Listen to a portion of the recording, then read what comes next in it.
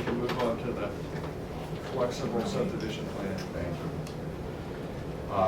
So this is the flexible subdivision plan that I presented last week, or 2 weeks ago, whenever we were last here. And I heard two concerns of significance that evening.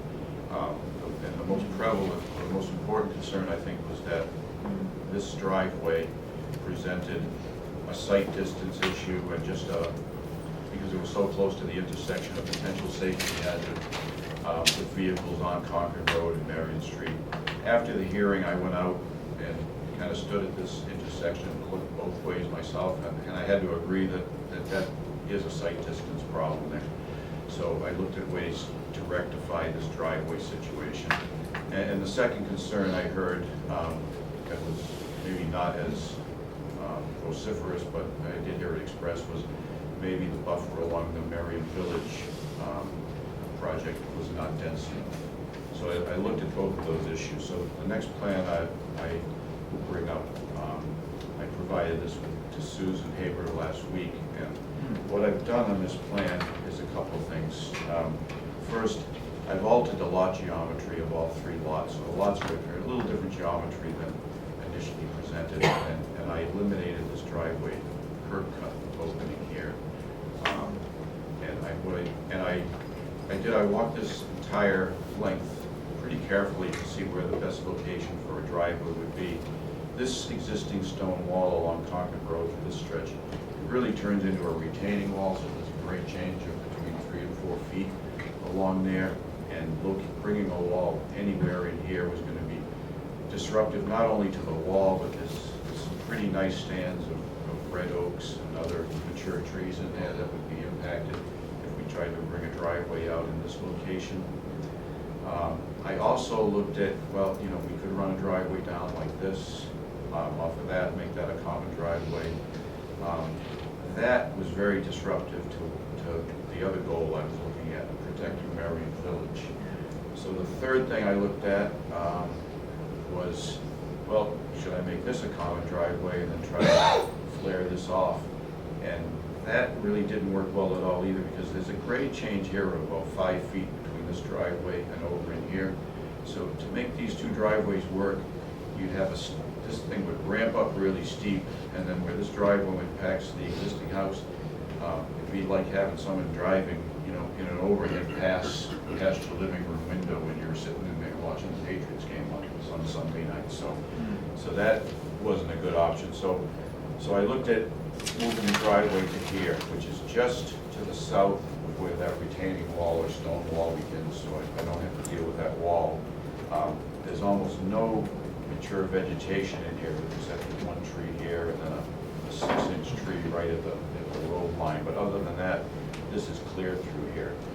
I repositioned this house, flipping the driveway to the front towards Marion Street to get it away. It used to be up in here, so I took the activity away from Marion Village, which allowed me to extend this deeper buffer a longer distance, and then also increase this buffer a longer distance down in there. So this buffer actually increased by about 5,000 square feet, or 22% along this strip here.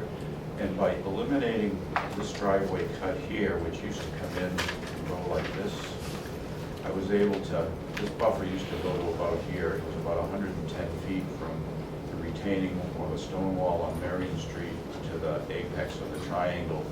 Now it's 185 feet, so I've increased the depth of that buffer another 75, 80 feet.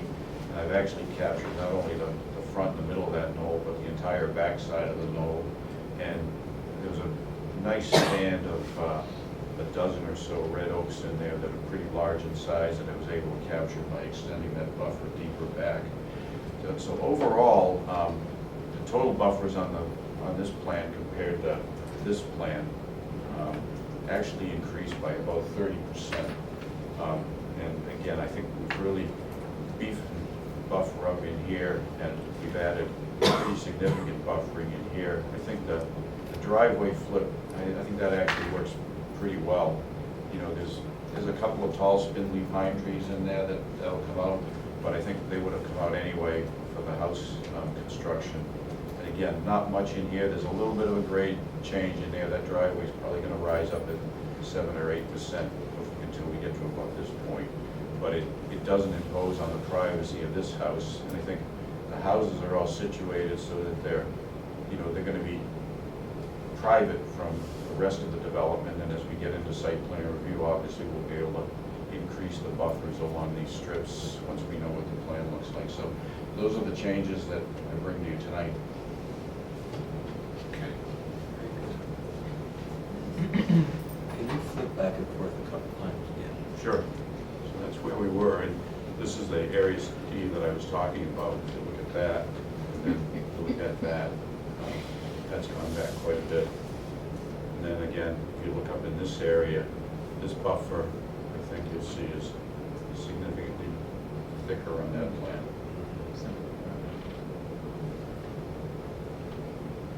Nice. So we save that big rock by the existing house now, and that great big maple that's sitting on top of that big rock by the existing house, those do remain. Yeah, through this zone, there's really nothing in there that needs to come down. Dave, does it look all right to you? Yeah, I drove it in my office chair through Google Earth, and you're actually like, from like Concord Road, you can pick it up, the middle driveway, like over 300 feet away, which is, it's a good distance. And I couldn't remember, I think it's usually like 250 for that road is what you need. Yeah. For the site distance? Yeah, that's what I thought. So yeah, you can easily pick it up from like about 300 feet away as you come down Concord Road. And then, Marion, you're coming down, there's a stop sign. Yeah, I stood at each one of these points, and the sight distance coming out of each driveway and approaching it from both directions is good now. It won't surprise anyone coming out onto the street there. Good. That's a daredevil intersection to a great extent. It's really nice to change. What happens is when people are going north on Concord, they take that right turn, just like a catapulting effect, where they actually speed up when they get on Merriam Street. Well, They and take that right, so that you took that driveway out is really important. And the other difficult thing about it is when you're coming south on Merriam Street, taking that left, that's a long left. And you're guessing whether people are gonna turn or not. Right. Are they gonna turn right or turn left? So it would have made that really a difficult intersection. So my compliments to you for moving the driveway. Made it much better.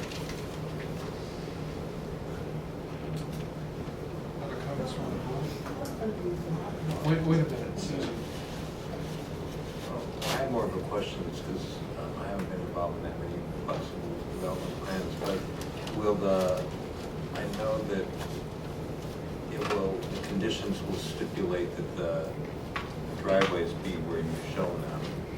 At least, Or at least at the road openings, Right. Yeah. But I'm wondering how much of the driveway and, well, not so much the parking court, but how much of the driveway will be stipulated, because it seems like a lot of it needs to be. And then I know we've also, for some flex development plans, you've suggested houses here, but we have indicated a buildable area for the houses. And I don't think we want the house on the bottom way over in the right-hand corner. And I know that there are some setback requirements, but. He's asking if we can identify a building envelope, so that it's not, you don't wind up with a house right on the setback line. Yeah, and I understand certainly where you're coming from with that question, Steve. I'm just coming from it from a little bit different perspective in that, I've kind of laid out these house locations and house styles and stuff as an engineer who was completely ignorant of architecture and landscape planning and all that sort of stuff. So I don't want to tie the architect and landscape architect's hands too tightly, recognizing that you're going to get to put additional restraint or constraints on the planning when we come back for our GFA approval. This house, I don't think it's going to go anywhere. And I don't think that house will probably go too far, maybe a little bit further back either. This one might move a little bit, to be honest, better locations north, not south, just because of both topography and kind of what you've already got for next door. What are the setbacks for flex now? Well, the flex on the exterior is the same as the base zoning.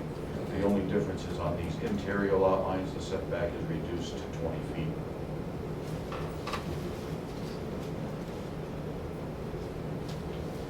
You said you didn't like the idea of shared driveways for the Concord driveway.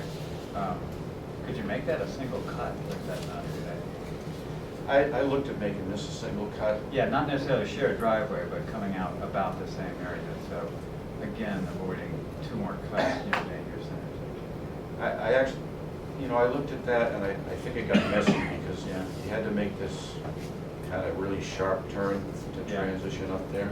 Yeah. And it just didn't work very well from a. I'm more thinking about traffic than anything else. Yeah, I'm pretty confident now that the traffic is gonna work okay here. I mean, yeah, I guess you have the potential that both people come up for work at 7:45 at the same time, but, other than that, I don't think you're gonna One have turns conflicts right, there. one turns left. I don't know where the guy turned to right going to work though. Come and have coffee at my place. I think this is. Middle seat. Are the driveways going to be defined up until they almost get to the house like I've seen us do before? Or, this is just a question I have, how much of this is actually defined in the final? How much of this flexible is flexible? Right. I mean, I'd be comfortable if you defined the driveways, 100 feet in or something like that, and then gave us the flexibility to shift them around a little bit. I gotta tell you, there are some flexible subdivisions where I'm really concerned about keeping it tight. I'm not so concerned about this one. Maybe I'm wrong, but I think this will work. This one is one that will work in South Ave. Unlike, say, 105 Concord, where we really wanted to keep, things pretty defined. This one, I'm not so worried about it. Because we get to see them again. Well, we site do plan. anyway, but in this case, I agree with Rob, just the topography of the back lot, that the central lot slopes up pretty steeply, and you don't want to make a driveway longer than that. I wouldn't think so. I think the house is about where it's going to wind up. Same thing with the one on the top. There's not much wiggle room there when you take into account the septic system and the setback. So the only place you can go is sort of, south and maybe a little bit east. So the one that's left is the one in the lower lot. I think there's room to maneuver in that lot without having it have a tremendously negative impact on anybody. That's my sense. I mean, I don't think any professional I work with is gonna wanna put the house down in Right. here. I think it's a question, but I would like them to have some flexibility in how the house is orientated and that sort of thing. But like, would you show the driveway in the middle one I think it's gonna go steep. at an angle? No, I mean, that- Someone's not gonna try to come in That driveway's gonna go It has up to. to there until, at this point, maybe someone Because of brings the it down property or over. line. But through that gap, because the lot line is, the limited developable area is really defining that thing on this side, and the lot line's defining it on the other side. I wouldn't mind showing it just up to the front setback, just so the seed is planted to whoever looks at these. I don't know if you Yeah. guys are building these yourself or you, whatever, if they go out to market. But everyone knows that Yeah, I think. there's a lot of flexibility, but that's where we want the driveway to at least start. Yeah, I think the front setback is a good starting point, or, good barometer.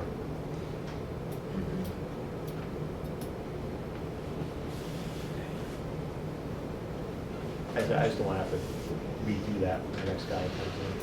Right. Other questions, comments? Anybody from the audience? Susan, I just wondered, a couple of things, and I apologize for not being familiar with this bylaw. What is the actual distance in feet from the property line with Marion Village and I assume the light colored green is the allowed building area in this flexible, is that the idea? Well, there's a setback line. Can you see that? This is the setback line, which is 60 feet, 45 feet. That's 45 Okay, feet. so 45 from the property, okay. Yeah. But, so what's the undisturbed distance? The undisturbed distance right here is 30 feet, right here it's 45 feet. Okay. Right there, it's 15 feet. Okay, and I guess the theory is the 15 feet then enjoys the benefit of the driveway not being Yeah, and habitable. part of the reasoning behind the 15 feet is twofold. One, I needed to get enough room to get the driveway and utilities in there. And also, that actually grabs all the big trees that are there. So I tried to set those buffers to even here. I've really captured almost all the significant trees that are in this area. Because the obvious question is to give Marion Village a little bit more and just move that driveway down a little further, but it sounds like Well, you're trying to stick within some vegetation and so forth? Also, you missed the first hearing, but there's a curb cut there that's already actually built there. So there's an opening in the stone wall, so we don't need to disturb additional stone wall along the historic road. Okay, and the other thing is, again, this probably comes out in the details of how the deeds and everything go to reflect all of the zoning considerations. What are the lots that each individual homeowner will Lots, have? that's one lot, so that triangle Which is is- one lot. The uppermost line You see or the this? middle one? I guess it must be the middle one because you've got, no, Yeah, the middle line in there. okay. The two other lines are setback lines, that's the lot line. And all the way to the end, okay. All the way to the And end. part of the deal with the flexible is the vegetation around the outside. Yeah. And you can have lots that are shaped like that, which you wouldn't be able to have with Right, regular Yeah. zoning. absolutely. That much I do know. Okay. Okay. Lloyd? Lloyd Cannonberg, 115 Meadowbrook Road. Rob, I was curious about the long driveway here. On its left side, you have that undisturbed area. That's the knoll, if I remember correctly. That's right. Will you need a retaining wall to? No, I actually graded that out before I drew the driveway, so I could be sure it would work without, any significant, there's gonna be a little bit of a cut through there, but no retaining walls. Where that dark green line is, Mhm. there won't be any disturbance within there. So all the work's kind of contained within 10 feet of the driveway. Any other comments, questions? This is great. Okay, so we will continue to, what date, John, to review the decision on the flexible subdivision plan? The 21st again? 21st again. Busy. Susan's friend. Oh, sorry, Susan. Yeah, since I'm gonna be writing the decision. Oh, one more time? Yeah, Okay. if that's okay. Does November 18th, is that pressing too far out? Works for us. Is it all right with you? Okay. November 18th, John. So you'll get you're continuing both the density determination, Right. public hearing, and you're continuing the special permit Exactly, flexible. and we'll make You'll have decisions on both of them. decisions on both. Correct. And we'll do that for, let's do it first in the order. So we'll do it for 7:45 on the 18th. Great, thank Thank you. you. Nice shot. Thank Thank you. you. Thank you.